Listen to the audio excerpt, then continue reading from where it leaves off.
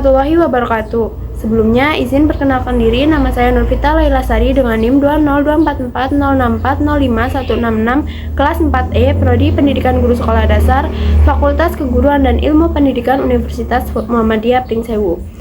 Pada video ini, saya akan memaparkan materi resume mengenai konsep media pembelajaran dan konsep pembelajaran. Video ini dibuat guna memenuhi tugas mata kuliah media pembelajaran SD berbasis ICT dengan dosen pengampu Bapak Dr. Arman, Magister Pendidikan. Baik, langsung saja pada pemaparan materinya. Baik, pada konsep media pembelajaran dan konsep pembelajaran yang pertama akan dibahas yaitu pengertian media. Kata media berasal dari bahasa Latin yaitu medium, yang berarti medium itu perantara atau alat penghubung.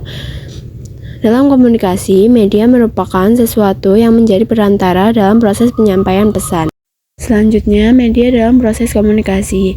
Media juga dapat diartikan sebagai alat yang dapat membantu penyampaian pesan dan informasi dari sumber pesan atau komunikator dan kepada penerima pesan atau komunikan. Selanjutnya yaitu pengertian media pembelajaran.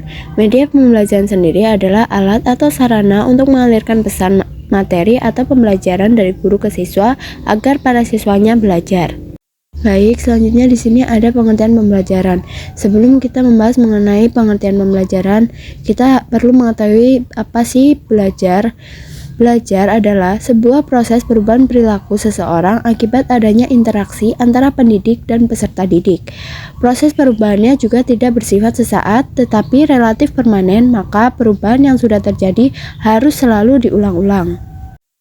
Lalu, pengertian pembelajaran sendiri adalah proses interaksi antara guru dan siswa, proses transfer ilmu pengetahuan, proses melatih seseorang untuk melakukan perubahan. Selanjutnya yaitu ada ciri-ciri belajar.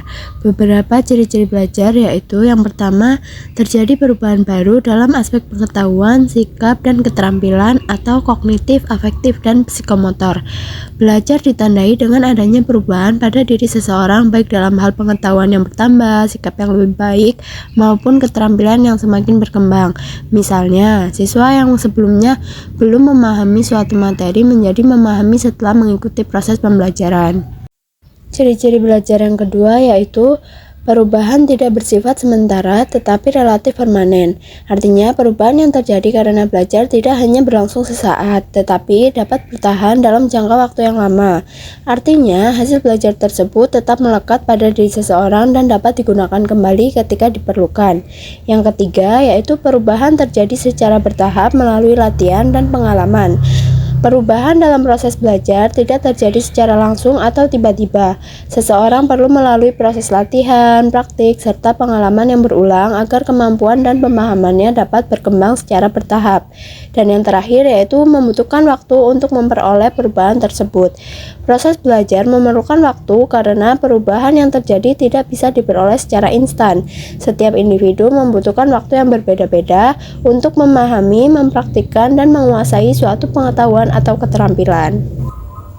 Baik, sekian pemaparan materi dari saya. Apabila ada kekurangan, saya mohon maaf.